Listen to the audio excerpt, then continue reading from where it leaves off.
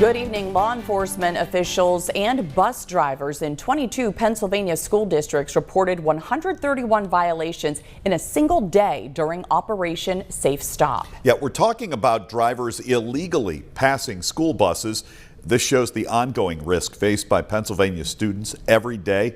Jade Leah Burns has more on how state lawmakers are now trying to enhance student safety. Jade? Well, Sean and Jen, we've had several accidents within the last 2 years, some of them even fatal. Legislators have hopes that a new bill will make a difference. The Senate Transportation Committee has passed a bill to strengthen school bus safety laws and better protect children across the Commonwealth. This is in response to the alarming number of violations like this one that happened to an elementary student at a local school district in 2023. It had unanimous support coming out of the committee, with Democrats and Republicans alike both supporting that bill.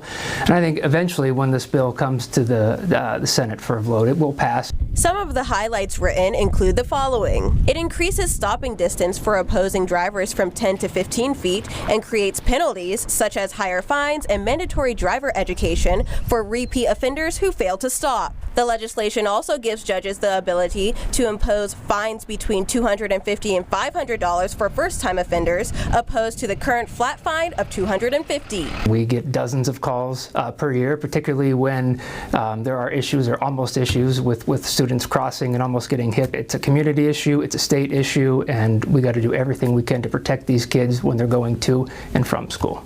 To enhance student safety, Mill Creek Township has added multiple cameras to each of their buses. However, they say it really comes down to driver awareness. The biggest issues for us are on 4-lane roads that have a turn lane in the middle.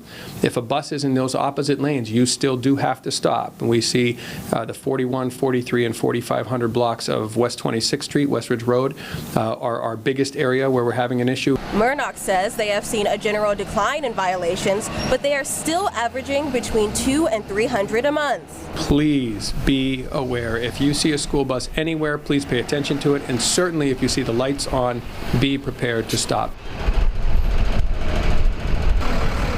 The bill will now move to the full Senate for consideration. Jen. Jade, thank you.